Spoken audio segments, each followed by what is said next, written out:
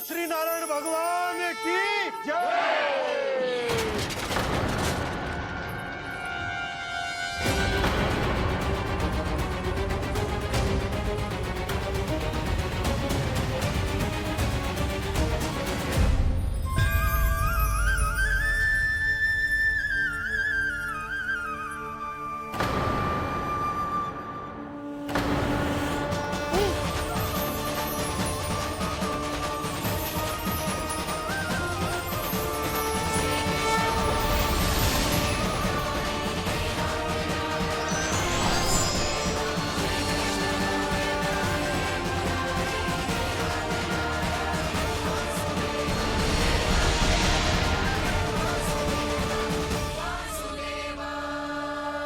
प्रभु,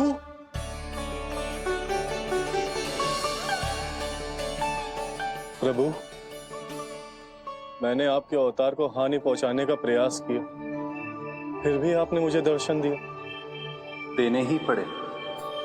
तुम्हें मेरे चरणों का स्पर्श जो मिल गया, तुम्हें आश्चर्य हो रहा होगा। एक साधारण से स्पर्श से तुम्हें वो मिला जो बड़े से बड़े ऋषियों को भी कठिन से कठिन तपस्या के बाद भी नहीं मिलता। इसका उत्तर तुम्हारे अतीत में छुपा है। दैत्य हिरण्याक्ष के पुत्र के रूप में तुम्हारा जन्म हुआ था। शीघ्र ही तुम बहुत अधिक विशाल और असीम बलशाली हो गए थे, पर तुम अपनी शक्ति का प्रयोग अनुचित ढंग से करते थे। एक दिन तुमने महर्षि लोमस के आश्रम में बहुत ही उत्पात मचाया, हरे भरे वृक्षों को नष्ट कर दिया।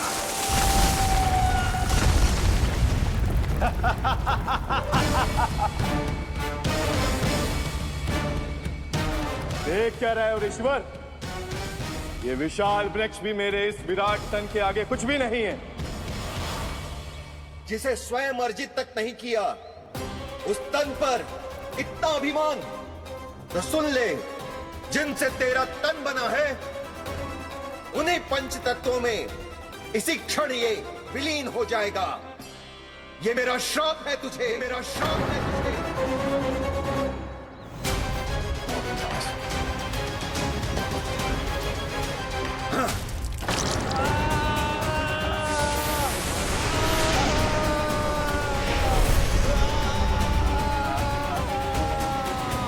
पर तभी तुम्हें अपनी भूल का आभास हुआ और ऋषि लोमस से तुमने क्षमा याचना की।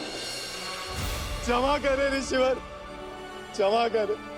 मैं मूर्ख, अभिमानी हूँ, अज्ञानी हूँ, परंतु आप तो दया के सागर है। कृपा करे ऋषिवर, कृपा करे। बिना तन के मैं कैसे जीवित रह पाऊंगा? तुम जीवित भी रहोगे और अपने दैनिक कार्यों का संचालन भी कर पाओगे, किंतु सजीव प्राणियों या निर्जीव वस्तुओं की सहायता से ऐसा जीवन तो मृत्यु के समान है ऋषिवर। इससे अच्छा है आप मुझे जीवन से मुक्ति दे दो। मुक्ति भी अवश्य मिलेगी तुम्हें, पर जब तुम परम प्रभु श्री हरि नारायण के चरणों का स्पर्श करोगे, चरणों का स्पर्श करोगे।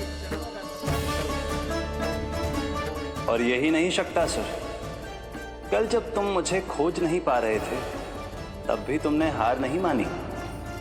7 प्रहर तक 7 बार मेरी और मेरे गोकुल की परिक्रमा की।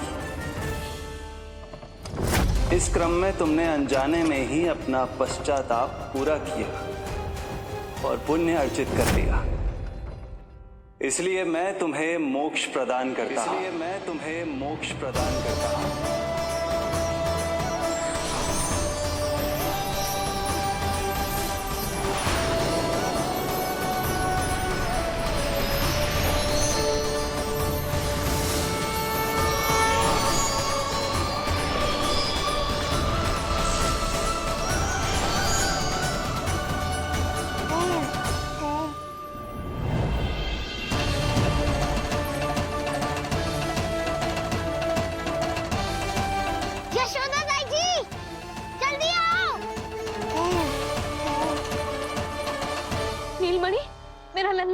लल्ला,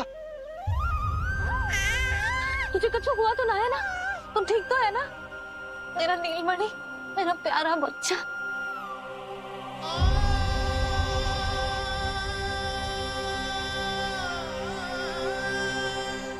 भोला, बंसी, ये सब क्या है?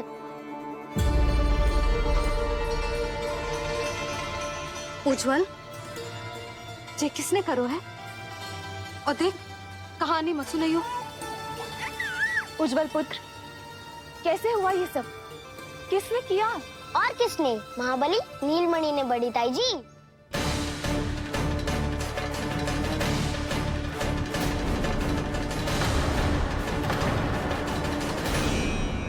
जी क्या बोल रहे हो है? सच्ची सच्ची बता। लो, फिर फंस गया उज्जवल। मैं सच्ची कह रहा हूँ। अचानक तीव्र वेग से वायु चली। फिर ऐसे लगो जैसे कोई भूकंप आ रहा है। और फिर जब मैंने देखा तो ये सकट अपने आप हिल रही थी। खड़खड़ खड़खड़ खड़खड़ खड़खड़। फिर मैंने साहस दिखाया और उस सकट को रोकने का प्रयास करो। पर सकट ना रुको, जे हिले ही जा रहा था। खड़खड़ खड़खड़ खड़खड़ खड़खड़ खड़खड़ खड़खड़। और फिर ऐसे ही हिलते हुए अचानक से आगे बढ़कर सीधा नीलमणि के ऊपर चला आए हो।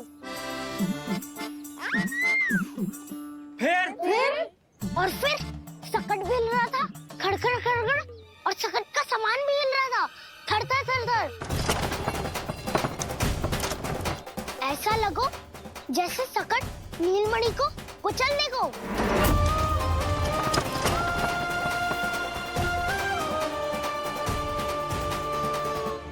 पर तभी जे जाग गए हो।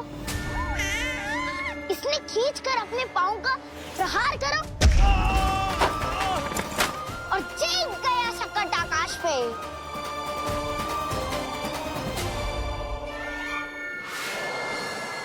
और फिर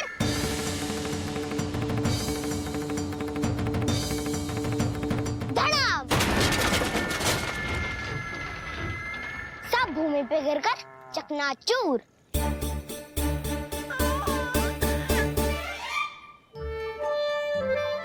मैं सच्ची कह रहा हूँ ताई जी। नीलमणि के पैर का स्पर्श होते ही वो सकट ऐसे वायु में उड़ी जैसे कोई फूल। अच्छा, और जो तेरे हाथ में ये माखन है, ये भी अपने आप उड़ के आ गया होगा ना? हाँ, मैं सच्ची कह रहा हूँ। सदा बड़पोलापन, ये अच्छी बात ना है लल्ला। सत्य बता। मैया, मैं सत्य बोल रहा हूँ। ये सकट अपने आप ही आयो था और नीलमणि के प्रहार करते ही दूर जा गिरो। अरे, ये बड़बोले से पूछने से अच्छा है कि हमें स्वयं विचार करना चाहिए कि ये सकट टूटा कैसे। हाँ नंदराज, हाँ, हम भी आरती के लिए भीतर चले गए थे। अरे, आप सब मेरा विश्वास क्यों ना कर रहे हो? नीलमणि के प्रहार से ही। उज्जवल, सकट बहुत पुराना था, पहिया ढीला होकर खुल गया होगा। यशोदा, अनेक कारण हो सकते हैं। चिंता करने की कोई आवश्यकता ना है। मैं चिंता क्यों करने लगी भला? मेरे नीलमणि के गले में रक्षा वाला कंठक पहले से ही है। और हम जैसा पूजा पाठ इतने विधि विधान से इसी के लिए तो कर रहे हैं, है ना पंडित जी? हाँ रानी जी। तो बस फिर मेरे लल्ला को कछु क्यों होने लगो? और आप सब स्वयं ही देख लो ना, जे इतना बड़ा सकट टूट के बिखर गया है, किंतु मेरे लल्ला को एक खरोच भी ना आई। इसका अर्थ तो यही है ना कि हम जो भी कर रहे हैं सही कर रहे हैं। मुझे चिंता करने की कछु आवश्यकता ही ना है। चलो सब भीतर चलते हैं। हाँ हाँ, लल्ला को भूख भी लगी आई होगी। चल।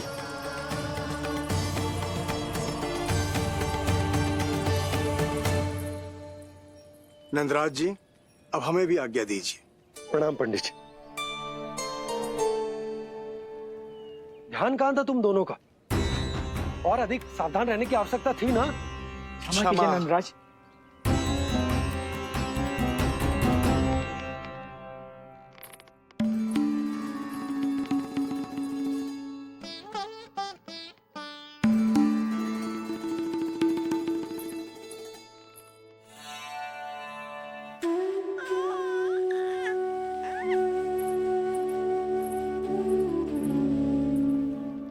यशोदा, क्या हुआ? बोलो ना, क्या सोच रही हो?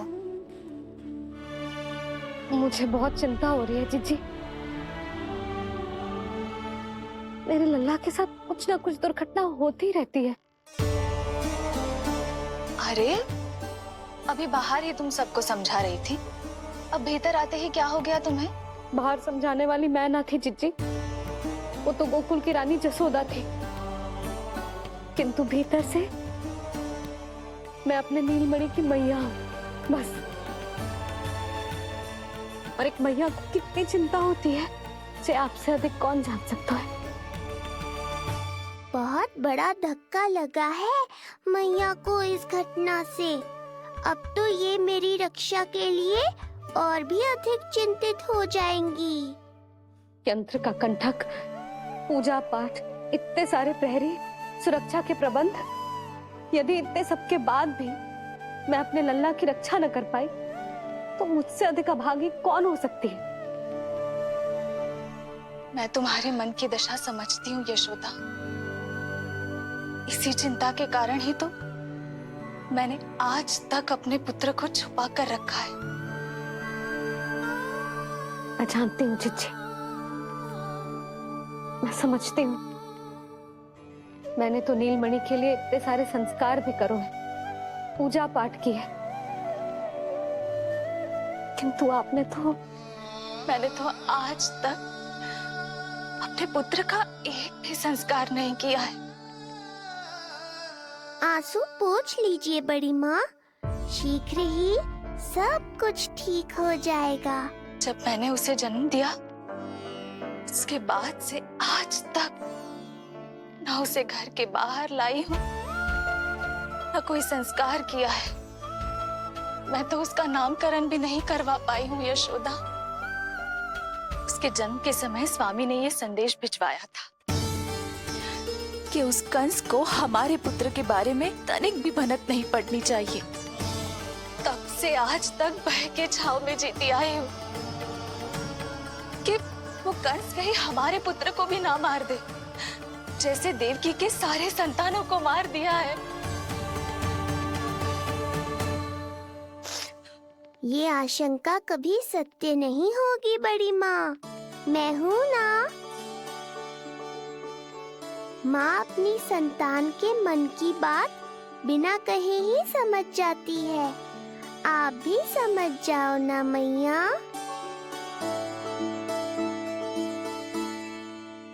चिच्ची, हमें रोना ना चाहिए। हमें देख के लल्ला भी रो रहा है। मैया, आपकी सहायता की आवश्यकता है मुझे। मुझे ऐसे क्यों लग रहा है जैसे लल्ला मुझसे कुछ कहना चाह रहा है। दाऊ को हम सबसे दूर कब तक रखेंगे बड़ी माँ? ये सोच रहे होगो कि अब तक आपने इसके दाऊ को छुपा के क्यों रखो है। मैं उनसे मिलना चाहता हूँ मैया। चिच्ची, कितना मन करता होगा ना इसका अपने दाऊ से मिलने का। और आपके लल्ला का भी तो मन करता होगा ना कि अपने छोटे भाई को मिले। कितनी बातें करते हैं हम दोनों की इनके सामने। हाँ यशोदा, मैं भी अपने पुत्र को नीलमणि के बारे में सब कुछ बताती हूँ। तो बस फिर हमें साथ साथ रखिए ना। मेरा आधा हिस्सा है वो, उनके बिना मैं अधूरा हूँ मैया। ये दोनों भाई एक दूसरे के बिना अधूरे हैं जीजी। हमें इन दोनों को साथ ही रखना चाहिए। आप ही सोचो, यदि नीलमणि की रक्षा होगी तो आपका लल्ला भी तो सुरक्षित रहेगा। तुम सच कह रही हो यशोदा, हमें इन दोनों को मिलाना चाहिए और साथ में ही रखना चाहिए, सुरक्षित। तब तो शीघ्र ही पंडित जी को बुलाकर हमें शुभ मुहूर्त निकलवाना चाहिए। शुभ मुहूर्त? हाँ, शुभ मुहूर्त। दोनों भाइयों के मिलन के साथ साथ उनका नामकरण संस्कार भी करवा देते। अब अपने दाऊ से मिलूंगा मैं।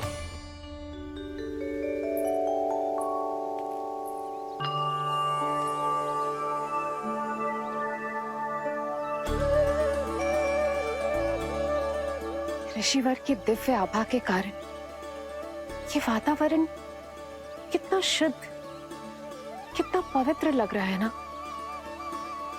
हाँ देवकी, इनका तेज ही ऐसा है कि इनके निकट केवल पवित्रता ही वास कर पाती है। किसी भी प्रकार की दुष्टता इनके पास जाने से पहले ही नष्ट हो जाती है।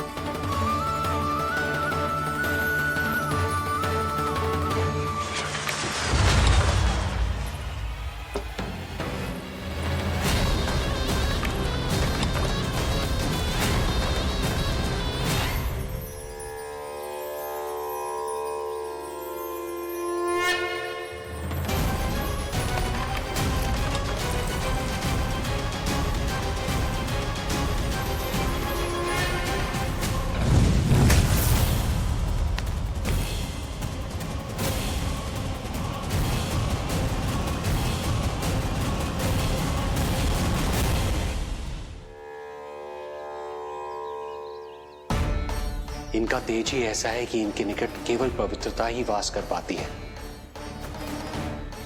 किसी भी प्रकार की दुष्टता इनके पास जाने से पहले ही नष्ट हो जाती है। यदि महर्षि की इच्छा के बिना मैंने भीतर प्रवेश किया तो कहीं ये मुझे श्राप ना दे दे। नहीं, इससे तो अच्छा है कि मैं यहीं आश्रम के बाहर रुकूं और यहीं से इन दोनों पर दृष्टि रखूं।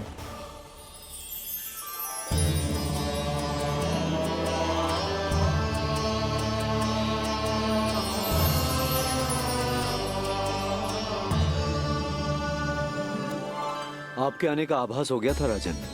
गुरुदेव, जो संतानें हमने खो दी है उनका श्राद्ध करवाने की विनती लेकर हम आपके पास आए हैं। आपका आना व्यर्थ नहीं जाएगा राजन, परंतु मुझे आभास हो रहा है श्राद्ध कर्म इस भेंट का एकमात्र कारण नहीं है।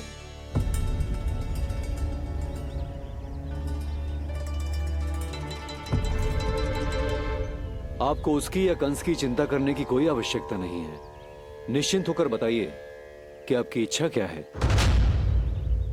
गुरुदेव, वर्तमान में मेरी प्रथम पत्नी रोहिणी पुत्र सहित गोकुल में निवास कर रही है। हमारे उस पुत्र का और भाभी यशोदा के पुत्र का नामकरण संस्कार करवा दीजिए। बस यही हमारा सौभाग्य होगा।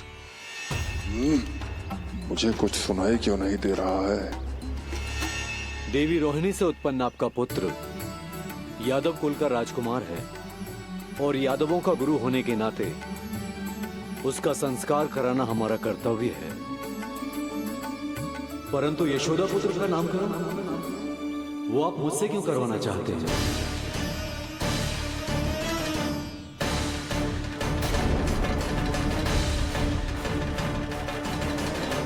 गुरुदेव, सत्य ये है कि रुक क्यों गई रानी देवकी? आपके मन में जो कुछ है कहिए।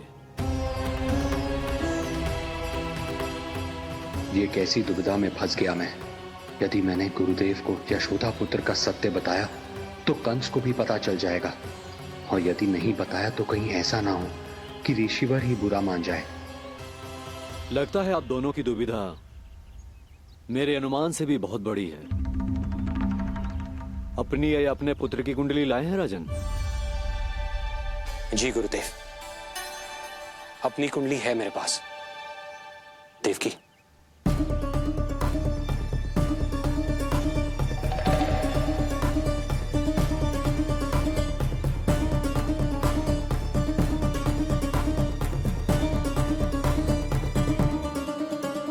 जो रहस्य आप नहीं बता पा रहे हैं राजन, वो ये कुंडली बताएगी।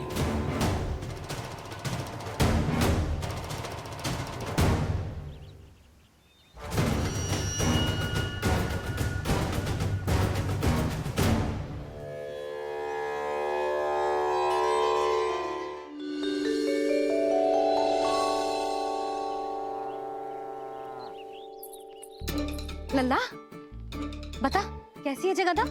मैया को हो क्या गया है आज? देख सही सही बताइयो।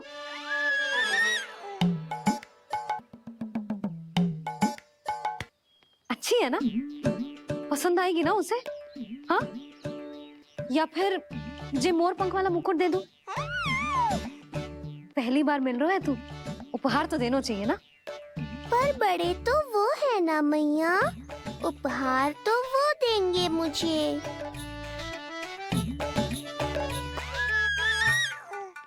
ना ना, मोर पंख वाला मुकुट तो मेरे लल्ला का है ना, जे ना दे सकते। तेरे जैसा कोई कंठक या चांदी वाला कड़ा दे दूं? हाँ? इस मिलन के लिए मुझसे अधिक उतावली तो मैया है।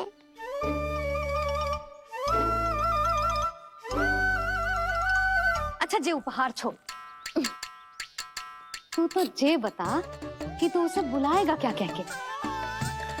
अन्य सभी के जैसे बड़े भैया या गांव वालों के जैसे दद्दा बुलाएगो, या फिर बड़े नगरों में जैसे बुलाते हैं ज्येष्ठ भ्राता बुलाएगो, या फिर प्रेम से बुलाएगो दाऊ बुलाएगो ना?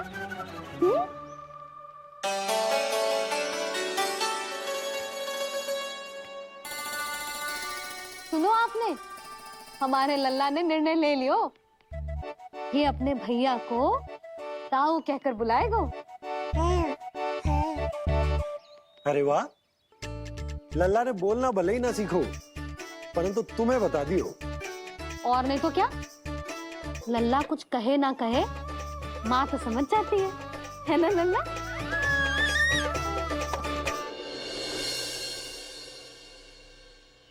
और इसने दाऊ वाली बात पे हाँ भी की है। हाँ हाँ तो सदानंद जी ने भी कर दी है। लो मैं तो भूल ही गई, क्या कही पंडित जी ने? बता तो ना यशोदा, बाहर से आया हूँ, हाथ पैर तो धो लूं। हाँ, ये लो। अब बताओ कब का मुहूर्त निकालो है?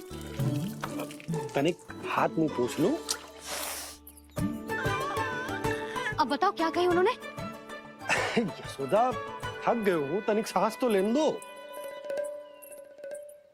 बाहर से आया हूँ, जल ना पूछोगी?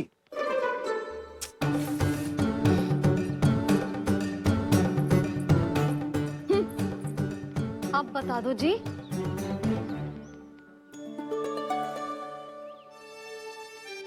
बाबा अब बता भी दो, नहीं तो खेल खेल में खेल हो जाएगा।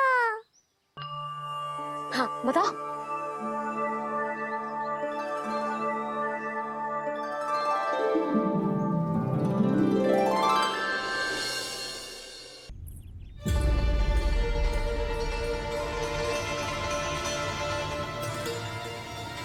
हो क्या रहा है वहां?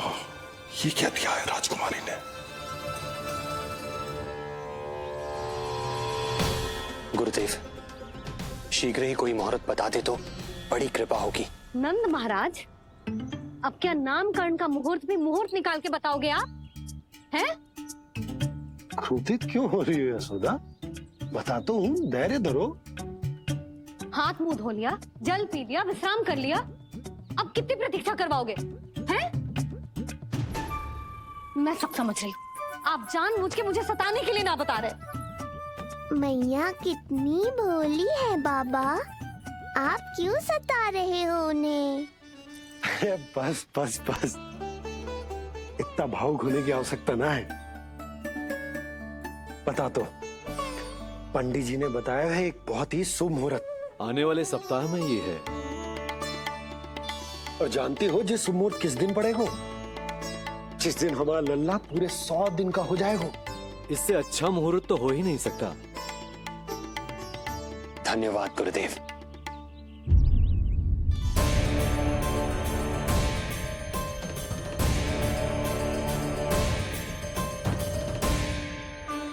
क्या हुआ गुरुदेव? कुछ समस्या है क्या? जो सत्य सारे संसार को पता है और जो संकेत ये कुंडली दे रही है, दोनों में विरोधाभास है राजन।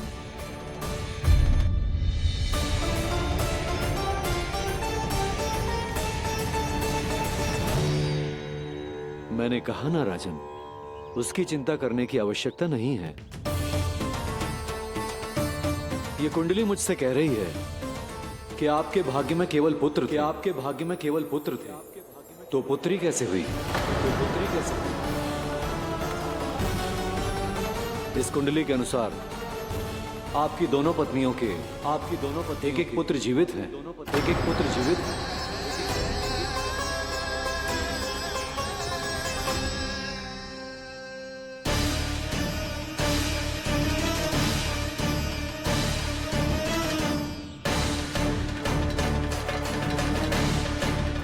देवकी, गुरुदेव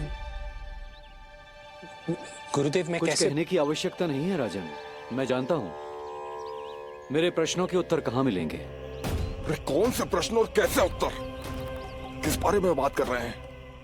ये लोग जो भी बात कर रहे हैं वो मुझे सुनाई क्यों नहीं दी? सही समय की प्रतीक्षा कीजिए राजन, आपके दोनों कार्य पूर्ण होंगे।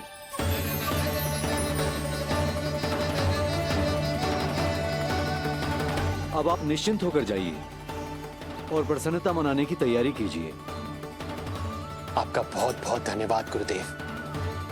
प्रणाम।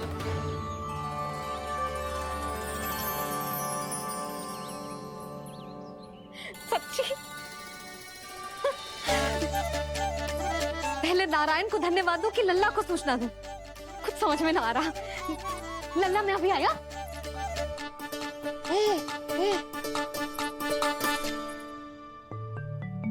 आपका बहुत बहुत धन्यवाद नारायण। अब शीघ्र ही मेरे लल्ला और उसके दाऊ को उनके नाम मिल जाएंगे, वो नाम जिससे वे पूरे संसार में पहचाने जाएंगे। अब लल्ला को बताती हूँ। लल्ला, तू जैसे ही 100 दिवस का हो जाएगा, तेरा और तेरे दाऊ का नामकरण हो जाएगा। हाँ। किंतु आपने तो बताओ ही ना, हम इन दोनों को मिलवा कब सकते हैं? क्या देख रहे हो, बताओ तो। यशोदा, पंडित जी ने कही कि दोनों भाइयों को मिलवाने के लिए कोई मुहूर्त की आवश्यकता ना है, तो हम चाहे तो इन्हें आज भी मिलवा सकते हैं। लल्ला सुनो तूने, तू आज ही अपने दाऊ से मिल सकते है। मैं अभी सारी तैयारियां करती हूँ। भव्य मिलन होगा गोकुल में, भव्य मिलन। कुंडली के अनुसार इन दोनों के 8 पुत्रों में से 2 जीवित बचे हैं। पहला तो रोहिणी पुत्र है, पर दूसरा कौन है? और वो कन्या कौन थी जिसे कंस ने मारा था? वासुदेव की कुंडली में अभी तक पुत्री योग बना ही नहीं है।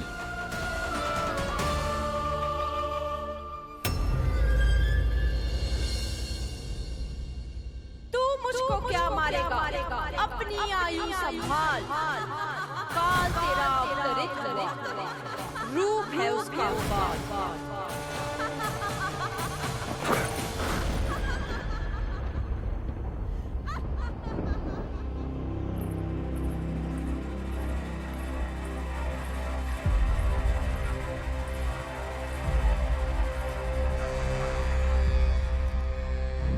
आधी रात को इस तरह से उठकर बैठे हुए हैं आप स्वामी।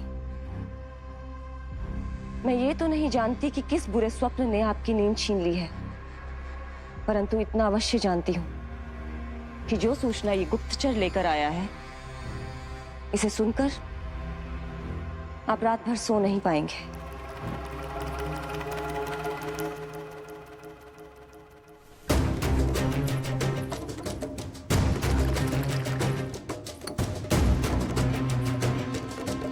क्या सूचना है? महाराज, उत्कच मारा गया।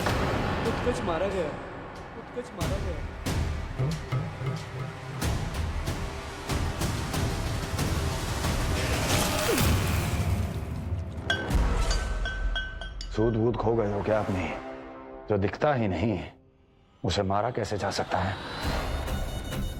इसने स्वयं देखा था महाराज। जिस शकट में समाकर शक्तासुर उस बालक को कुचलने वाला था, आपके शत्रु ने उसी शकट को चकनाचूर कर दिया।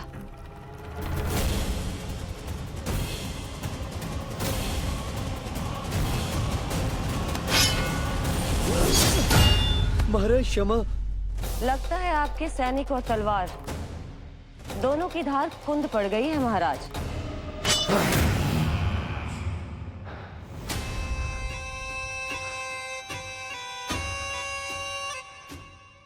इस तलवार की धार पर अब तभी विश्वास दृढ़ होगा जब ये उस बालक के रक्त से स्नान कर लेगी।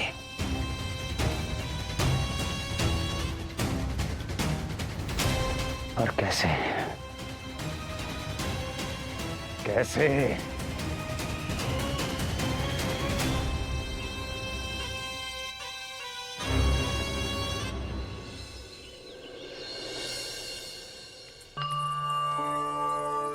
कैसी लगी तुझे दाऊ से मिलने की तैयारी?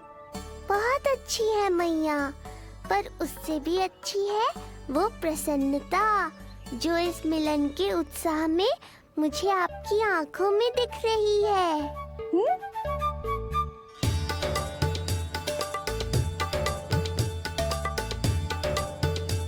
यशोदा, तुमने तो दो भाइयों के मिलन को भी त्योहार बना दिया। हाँ तो ये किसी त्योहार से कम थोड़ी ना है। ये शुभ दिन दोनों भाई के मिलन को पूरा गांव देखेगो। तो फिर अब बड़ी मैया को बुलाओ ना मैया। यशोदा जी, रोहिणी जीजी इतनी प्रतीक्षा क्यों करवा रही है? इतने दिवस से छुपा के रखे हो लल्ला को, अब तो शीघ्रता करनी चाहिए ना, है ना भाभी? प्रतीक्षा अवश्य की है, किंतु फल भी तो मीठा मिलेगा। आती होंगी रोहिणी जीजी।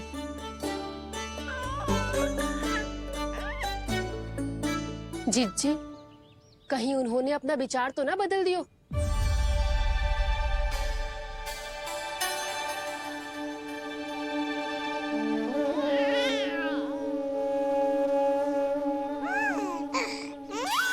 कितनी शीघ्र चिंतित हो जाते हो आप सब। देखो आ रहे हैं वो।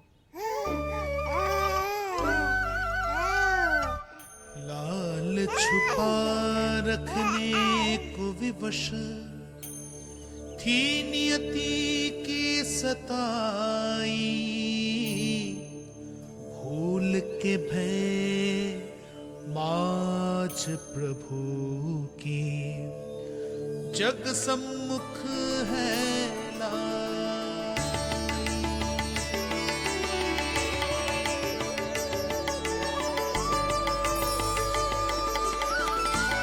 देखो तो कितनी मधुर मुस्कान है। और आंखें कैसी गंभीर और गहरी है।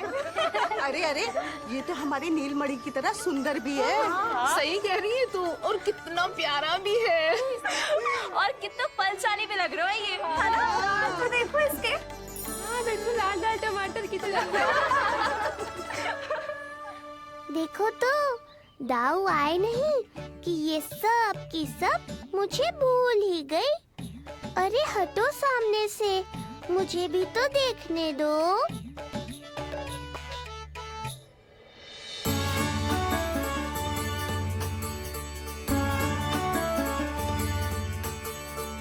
मैया सहायता करो ना।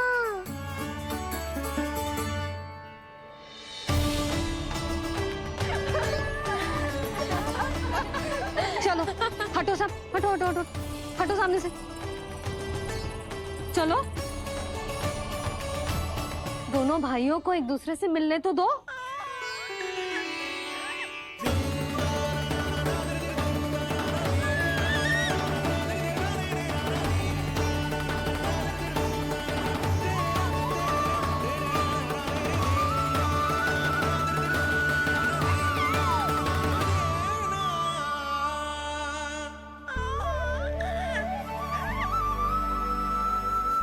चल लल्ला, चल आजा। देख लल्ला, आ गए जे तेरे भैया, तेरा दाऊ। जी भर के बातें करो और निहारो एक दूसरे को। लाओ जीजी, आजा। ये रहे तेरे दाऊ। आओ जीजी।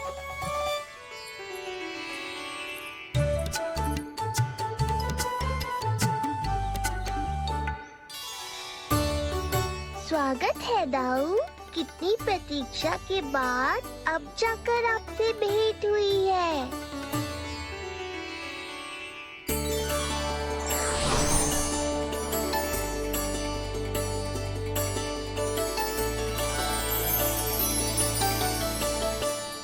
क्या हुआ दाऊ?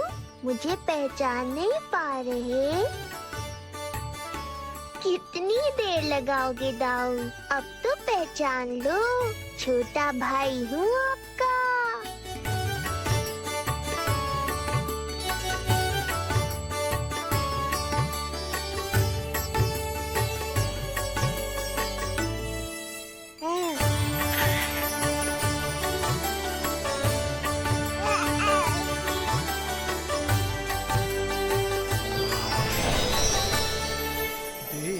प्रभु को भक्त शेष की आंखें है भर आई, भावुक हरि भी निहारे की अब मिलन की बेल आई।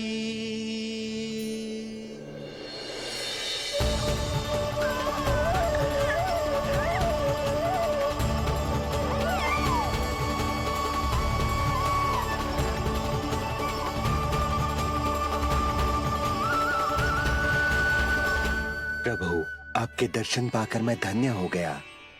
प्रभु नहीं, छोटा भाई पुकारो शेष। ये कैसे संभव है? आप नारायण हैं, मेरे प्रभु। ये जानते हुए भी मैं आपसे बड़ा कैसे बन सकता हूँ? हर दुविधा की तरह इसका भी समाधान है शेष। अब तो हम एक दूसरे से मिल भी चुके हैं।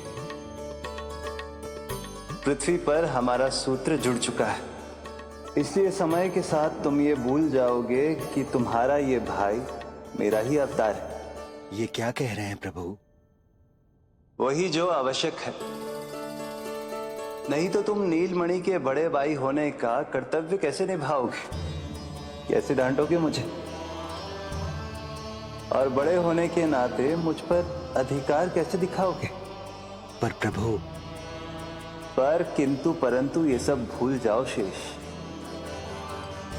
आज से इसी क्षण से मैं हूं तुम्हारा छोटा भाई और तुम मेरे ताऊ।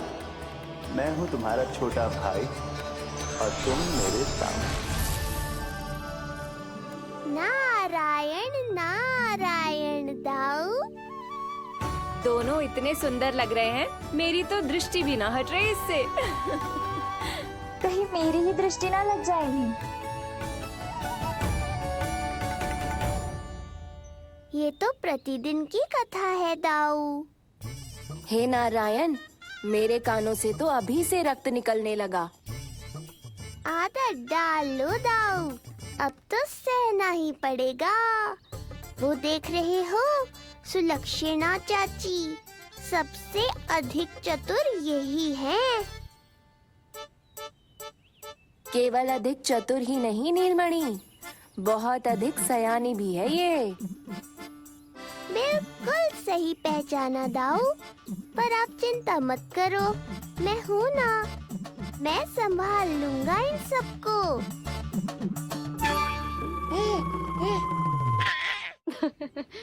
देखो तो जिज्जी, इन दोनों की दृष्टि एक दूसरे से ऐसी चिपक गई है कि अब हटने का नाम ही ना ले रही। जे सूचक है उस प्रेम के बंधन का, जिसमें जे दोनों भाई आज के बाद सदा के लिए बंध जाएंगे।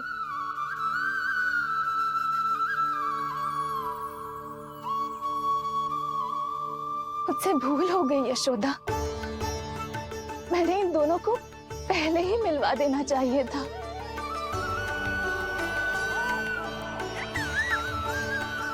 मैं कहती थी ना आपसे।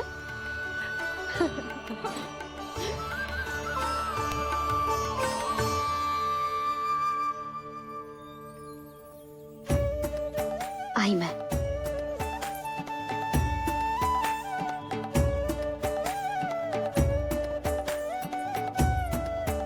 क्या सोच रहे हो ऐसे खड़े खड़े? देख रहा हूं दोनों भाइयों का ये मिलन किसी त्योहार से कम थोड़ी ना। सही कहा था तुमने।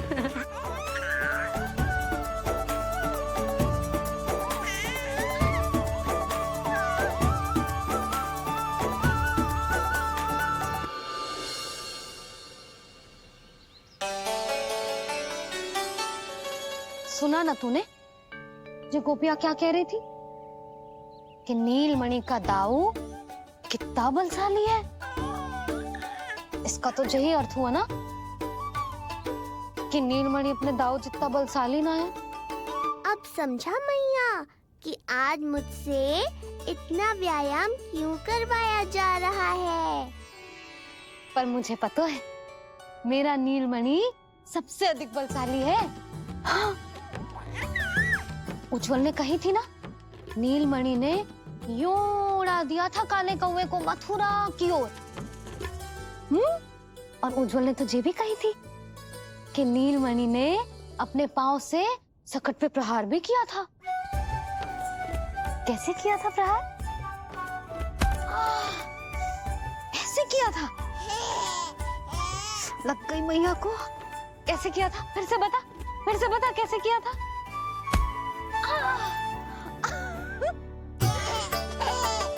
मेरे लल्ला में कितना बल है। मैया को ही धकेल दियो पीछे। अच्छा ही है कि आप उज्जवल के कहे को गंभीरता से नहीं ले रही, नहीं तो आपका ये रूप मैं कैसे देख पाता मैया। फिर से बता कैसे मारा था? कैसे मारा था?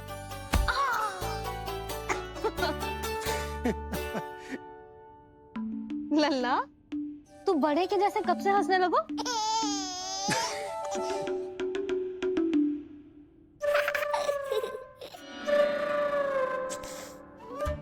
आप यहाँ क्या कर रहे हो? छुप छुप के मैया और लल्ला को खेलते हुए देखने के अतिरिक्त और कोई कार्य ना है आपके पास? कार्य तो है, पर यह अधिकार भी है कि मैं अपनी बड़ी सी पत्नी को अपने छोटे से लल्ला के साथ छोटे बालकों की तरह व्यवहार करते हुए देखूं। अब देख लियो ना, अब जाओ अपना कार्य करो। कार्य तो कर लूंगा, परंतु मेरा पेट मुझसे कह रहा है कि इसे भूख लगी। भूख लग गई? भोजन का समय होगा। अभी लगाती हूँ भोजन।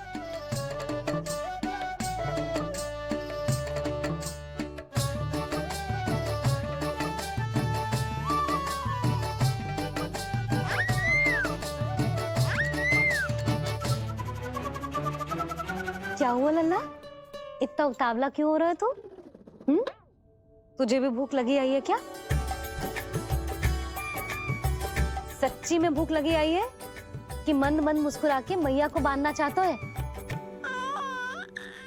तनिक रुक जा, तेरे बाबा को भोजन परोस के यूं गई और यूं आई। मेरा अच्छा लल्ला। आई।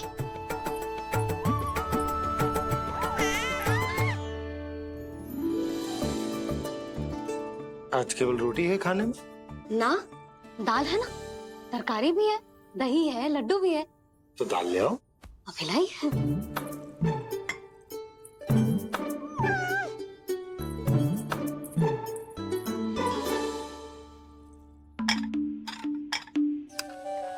अवश्य भूख ही लगी होगी उसे।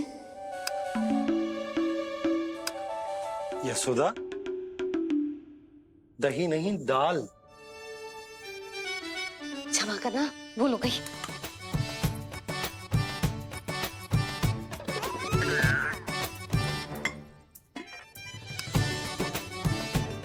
यशोदा, दाल दाल।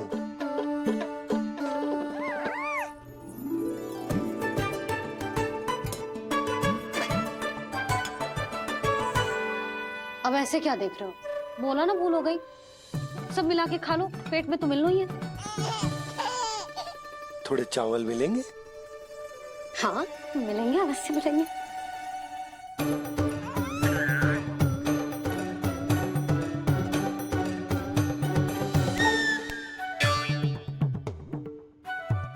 लड्डू नहीं, चावल।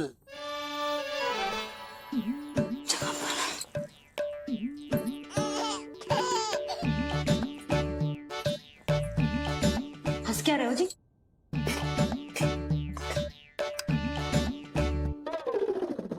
आज व्यायाम भी बहुत कस के करवाओ था मैंने, कहीं अधिक भूख तो ना लगी होगी। सच्ची है यशोदा,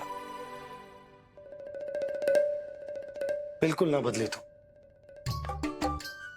पहले रामू की चिंता में व्याकुल रहती थी और अब हम नीलमणि में तुम्हारा मन लगा रहता।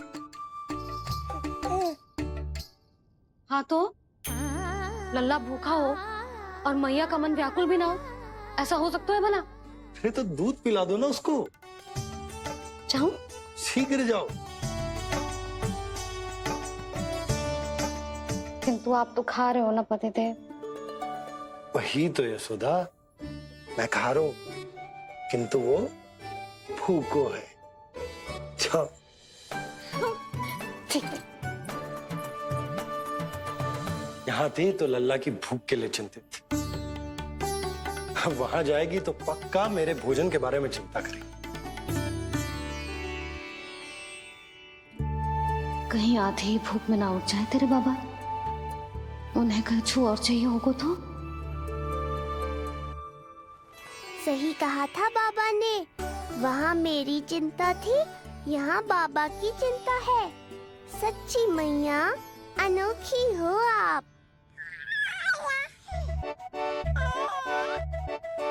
अरे इतने से पेट भर गया तेरा? ना, ये वाली मुस्कुराहट तो मत ही दिखा मुझे, इतनी शीघ्र तेरा पेट भर ही ना सकता। मैया जानती है अपने लल्ला की भूख।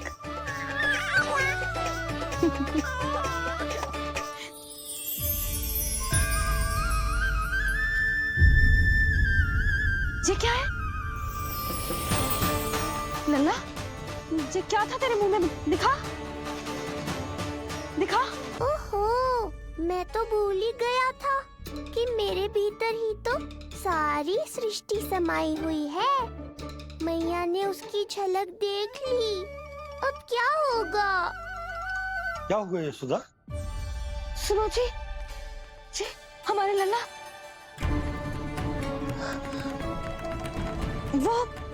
वो इसके मुंह में। क्या?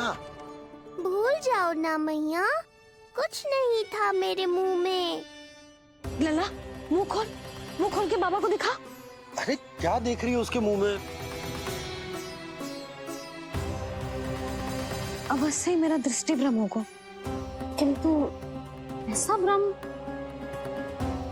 अरे बताओ ना यशोदा, या फिर मुहूर्त शीघ्र ना बताने की बात का प्रतिशोध ले रही हो तुम?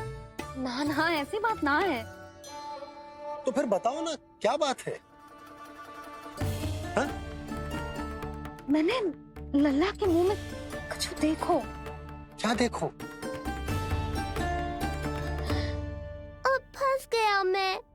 मैया बाबा को सब कुछ बता देंगी और राय का पहाड़ बन जाएगा।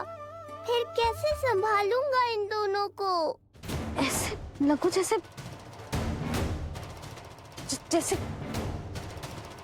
जैसे पूरा का पूरा ब्रह्मांड। ब्रह्मांड लल्ला के मुंह में। अच्छा, तुम मेरा मुंह देखो। हाँ।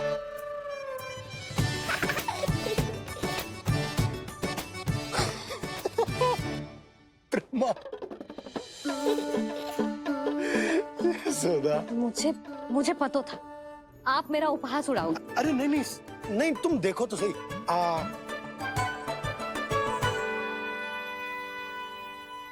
ब्रह्मांड ना सही, गोकुल तो दिखना चाहिए।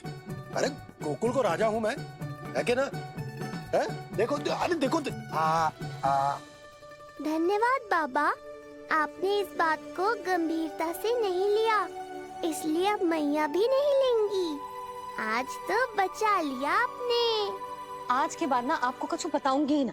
आप जाओ, नामकरण उत्सव की तैयारी करो। और हाँ, इस बार भी उत्सव छोटा ही करना है, जे तो मत ही बोलना। हाँ, अब इसे कैसे समझाऊं कि हम कोई भी उत्सव बड़ा ना कर सकते। व्यर्थ ही कंस की दृष्टि पड़ जाएगी हम पर।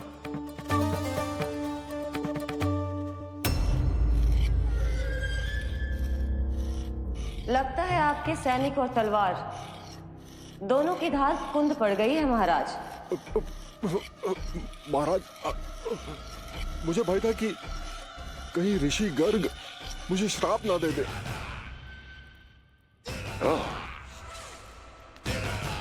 तो श्राप से भयभीत हो गए दुर्जन, किंतु कंस तो कोई श्राप नहीं देता,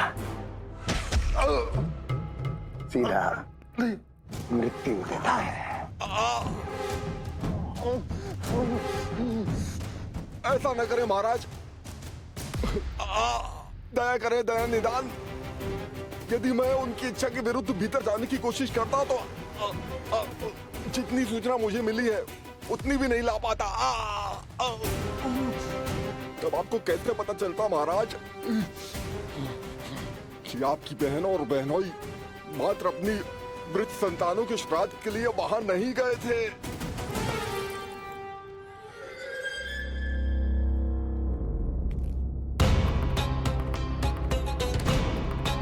आगे बोलो। पूरी तरह तो नहीं सुन पाया महाराज, किंतु मैंने स्वयं अपने नेत्रों से देखा है महाराज। राजकुमारी देवकी ने ऋषि गर्ग के हाथ में कुछ दिया था। ये सत्य है महाराज, और ऋषि गर्ग ने उन दोनों को वचन भी दिया था। सही समय की प्रतीक्षा कीजिए राजन, आपके दोनों कार्य पूर्ण होंगे। महाराज, मैं आपका सबसे विश्वसनीय सेवक हूं। आपके हर आदेश का पालन करना मेरा अधिकार है, और मैंने अपने अधिकारों का पालन किया भी है महाराज। किंतु फिर भी यदि मेरी ओर से कोई भूल हुई हो, मुझे क्षमा करे दया निदान, मुझे क्षमा करे।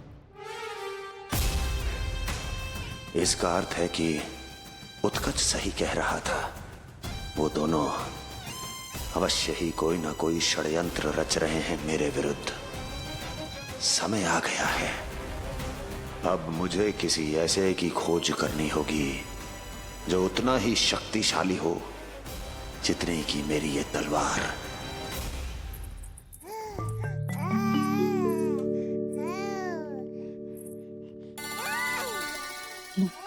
अभी से पुकारने लगो जी, अभी तो आई हो रसोई में।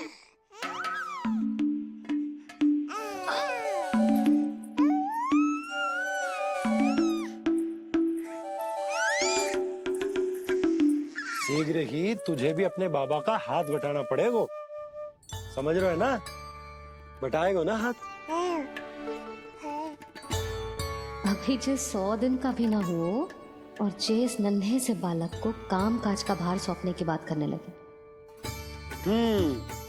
काम का नाम सुनते ही मुख से स्वर ना निकल रहे तेरे।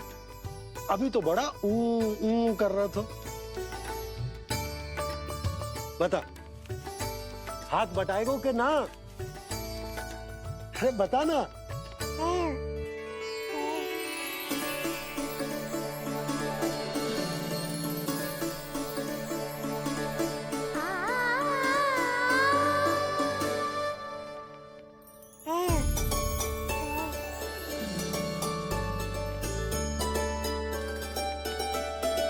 कल तू पूरा 100 दिन को हो जाएगा लल्ला। पंडित जी आएंगे, तुझे नया नाम मिलेगा।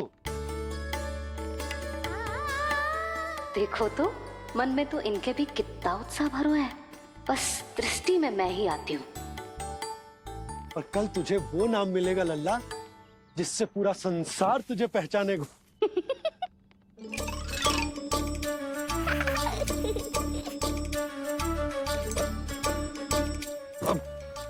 लल्ला, कितना कार्य शेष है और तूने मुझे बातों में लगा लियो। मुझे क्यों फंसा रहे हो बाबा? छुपाने की कोई आवश्यकता ना है। जितनी उत्साहित मैं हूँ उतने ही उत्साहित आप भी हो इसके नामकरण को लेके, पता है मुझे। लल्ला के नामकरण पे उसके बाबा उत्साहित ना होंगे? बिल्कुल होंगे, इसीलिए तो कह रही हूँ अपना उत्साह बांटो अपने लल्ला के साथ। मैं अभी आई। अच्छा, ऐसे तो तुम लल्ला को छोड़ के कहीं ना जाती। अभी कहाँ चली? रोहिणी जिज्जी के पास, और कहाँ। लल्ला और उसके दाऊ के नामकरण की तैयारी करनी है कि ना। कितने लोगों को आमंत्रित करना है, कितने प्रकार की मिठाइयाँ बनानी है, ढोल वाले को कितने बजे का समय देना है, ये सब सुनिश्चित करना है ना, ताकि जे उत्सव गोकुल का सबसे बड़ा उत्सव हो। अरे सूची देनी है जिज्जी को।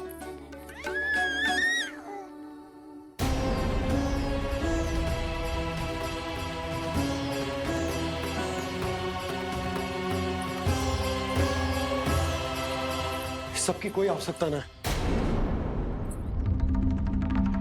आवश्यकता ना है मतलब? कहना क्या चाहते हो आप? मैं ये कहना चाहता हूँ कि यशोदा, सत्य तो ये है कि हमें दुख में ना अत्यधिक दुखी होना चाहिए और ना सुख में अत्यधिक उत्साहित। प्रसन्नता कितनी भी क्यों ना, हमें उत्सव संयम से ही मनाना चाहिए। इतने वर्ष संयम ही तो रखा था ना नंद जी। ये समय संयम का ना आनंद से बावले हो जाने का है। यशोदा, हम आयोजन छोटा ही करेंगे। मैं कुछ सोच समझ कर ही तो कह रहा हूँ। पर क्यों? मुझे भी तो समझाओ। हर बात समझाने की ना होती है यशोदा। अच्छा, पति पत्नी में भेद हो तो है? ठीक, मैं कोई भेद ना रखूं। जो भी अब तक मैंने तुम्हें ना बताया है वो सब बताऊं। ओहो, क्या कर रहे हो बाबा? कंस के बारे में कुछ बता मत देना मैया को।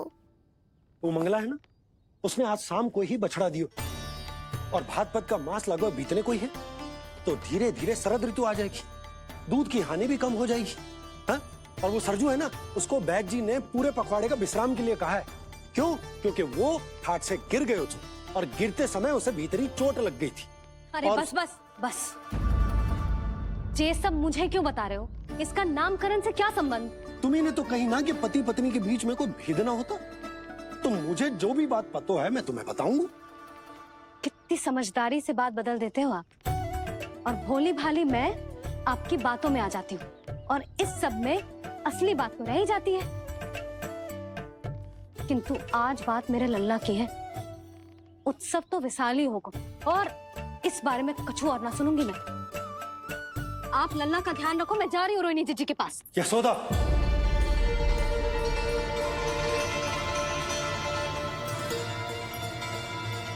बात केवल सुनने की ना होती, उसे समझना भी पड़ता है।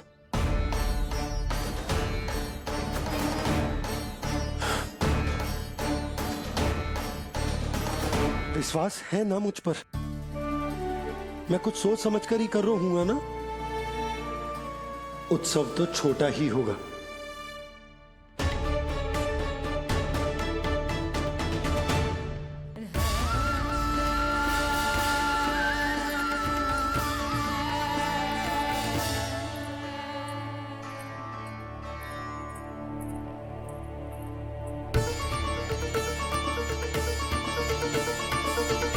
क्षमा करना लल्ला, तेरी मैया को डांटना पड़ गया। आपको मेरी सुरक्षा की चिंता है बाबा, समझता हूँ मैं, इसलिए आपने ये निर्णय लिया है। समझ में नहीं आता, कब कौन सा निर्णय क्यों लेते हैं आप? यदि कंस को समझना इतना आसान होता तो कंस नहीं होता। ये नया सिंहासन उसके लिए है जो मेरा विश्वास पात्र बनेगा। मेरे दाहिने हाथ की तरह मेरे मन के सबसे निकट होगा वो। मंत्री परिषद में विशेष स्थान की प्राप्ति होगी। मेरे बाद पूरे राज्य के लिए उसी का वचन होगा। शासन किंतु ये अधिकार केवल उसे प्राप्त होगा जो मेरी परीक्षा में उत्तीर्ण होगा। मेरा सबसे महत्वपूर्ण कार्य करेगा वो। इसलिए जाओ, कह दो सभी बाहुबलियों को, महाबलियों को, दैत्यों को, दानवों को, प्रेतों को, पिशाचों को, सभी को ये सूचना दे दो ना ना ना ना, सूचना नहीं, चुनौती दो कि यदि साहस है तो आए, मेरी परीक्षा में उत्तीर्ण हो और इस सिंहासन पर बैठने का अधिकार प्राप्त कर ले। जाओ। और हां, ये अवश्य कहना कि केवल वही आए जिनके हृदय में साहस का ज्वालामुखी धधकता हो, जिनकी तलवारें पर्वतों का सीना चीरने को व्याकुल हो, जिनकी संकल्प शक्ति इतनी दृढ़ हो कि मृत्यु से टक्कर ले लें। कायर नहीं चाहिए मुझे। जाओ। महाराज, आप जिसे भी ये विशेष पद देंगे, भविष्य में यदि वही हमारे शीश पर बैठ गया तो क्या करेंगे आप? पहले ऐसा कोई योद्धा सामने तो आए अस्ति, जो उस विष्णु के अवतार का संहार कर सके।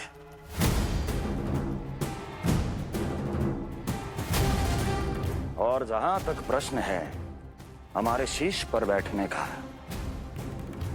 तो स्मरण रखो अस्ति,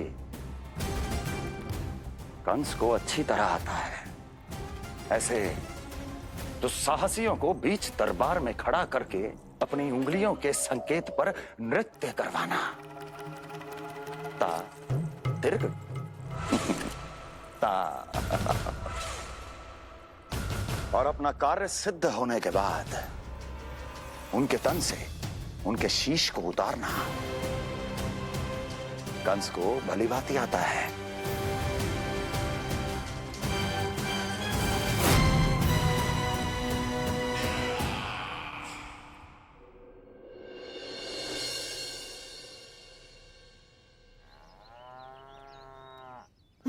पूरे 100 दिन का होगा हुआ तो लल्ला, कम से कम 100 व्यक्ति तो आने चाहिए थे ना तेरे और तेरे दाऊ के नामकरण में। हाँ, अब तुम मुस्कुरा क्या रहो है? तू ही बता, जे भवन देख के लग रहा है कि यहाँ कोई उत्सव है? बिना अतिथियों के कैसा उत्सव और कैसा आनंद, तू ही बता। और मैं करूं भी तो क्या? पता है लल्ला, मुझे तो लग रहा है तेरे बाबा ना कंजूस होगा है। नहीं तो भला और क्या समस्या हो सकती है उन्हें बड़े आयोजन से? अरे गोकुल के राजा का लल्ला है तू, राजकुमार। यदि तेरा आयोजन बड़ा ना होगो तो भला किसका होगो?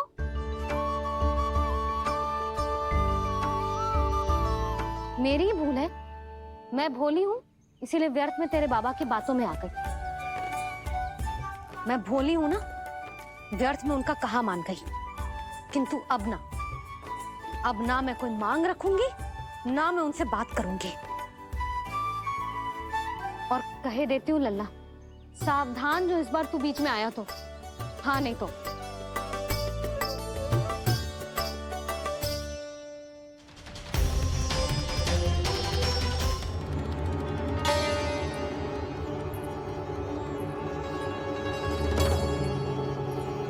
क्या होगा?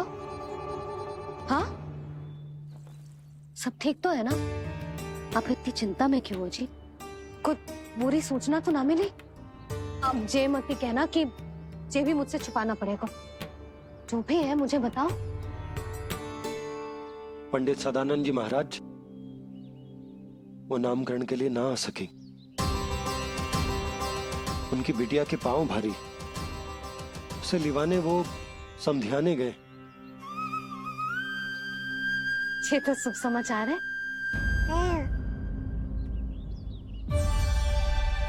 किंतु मेरे लल्ला का नामकरण अब वो सही मुहूर्त पे कैसे होगा? वही तो समझ ना आ रहा। ऐसे मन छोटा करने की आवश्यकता नहीं है मैया बाबा। आप दोनों तो स्वागत की तैयारी करो, आ रहे हैं वो।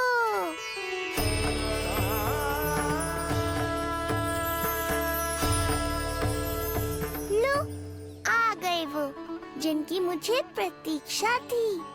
आप दोनों व्यर्थ ही चिंता कर रहे थे।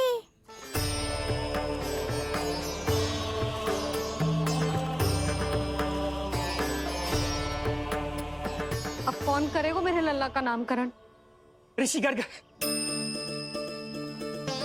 नंदराज, रानी भाभी, महान ऋषि गर्ग हमारे गांव में पधारे हैं।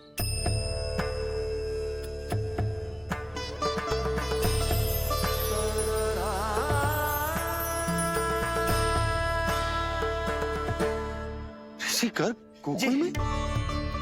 हाँ नंदराज, और कह रहे थे उन्हें यादव राज वासुदेव जी ने भेजो है रानी जी के पास। अरे तो तुम लोग खड़े खड़े क्या देख रहे हो? जाओ उनके सत्कार की तैयारी करो। जी यशोदा, उनके स्वागत की तैयारी करो। सुनो जी, वो तो यादवों के कुलगुरु है ना, रोहिणी जीजी के यहाँ आए हैं, हमारे यहाँ आएंगे।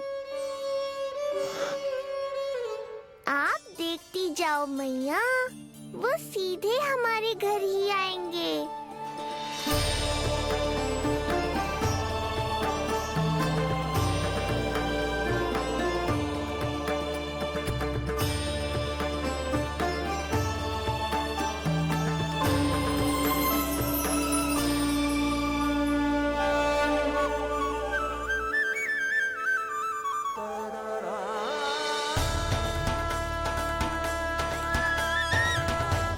ये क्या हो रहा है मुझे? मैं उस भवन की ओर क्यों बढ़ा जा रहा हूँ?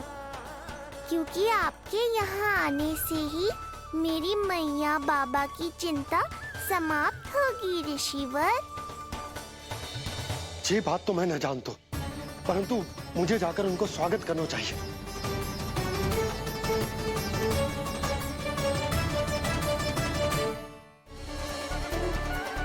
गुरुदेव, कल्याण हो। भगवान श्री नारायण के महान भक्त आज हमारे गांव में पधारे। हमारा जीवन सफल है गया आज। वो भवन आपका है नंदराज? आपके शुभ चरण पड़ेंगे तो हमारा जय भवन पवित्र हो जाएगा। इतने बड़े ऋषि अगर हमारे घर पधारेंगे तो हमारे तो भाग्य ही संवर जाएंगे। मैया आपके दर्शन को तरस रही है ऋषिवर, संकोच मत कीजिए, अब आप ही जाइए।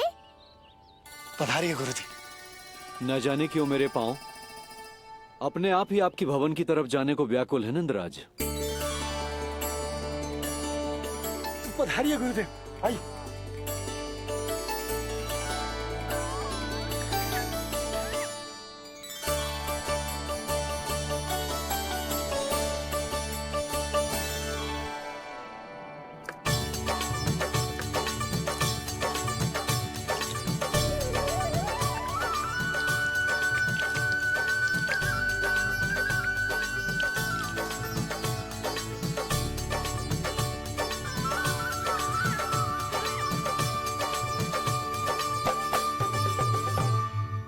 कल्याण हो।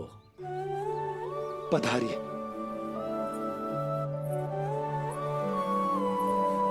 आया तो था मैं रानी रोहिणी के भवन में, पर पता नहीं कैसे यहाँ खींचा चला आया।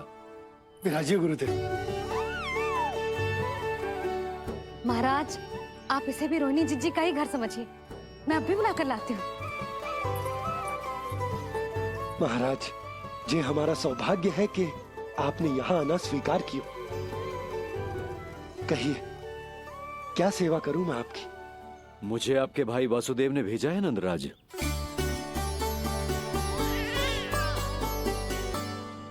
प्रणाम गुरुदेव। स्वामी जी ने आपसे इतनी दूर आने का आग्रह किया है, अवश्य ही कोई बड़ा कारण होगा। कारण तो है, आपके पुत्र का नामकरण करने आया हूं मैं यहाँ।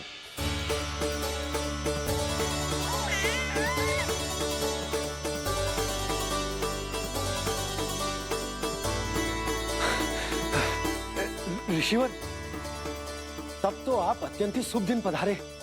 आज का ही मुहूर्त निकलो है भाभी के लल्ला और हमारे लल्ला के नामकरण के लिए। परंतु पंडित जी गांव से बाहर है, इसीलिए आप। अब तो आप यहाँ आ गए हो, आप हमारे भी लल्ला का नामकरण कर दो ना। पुत्री, ये क्या कह रही हो तुम?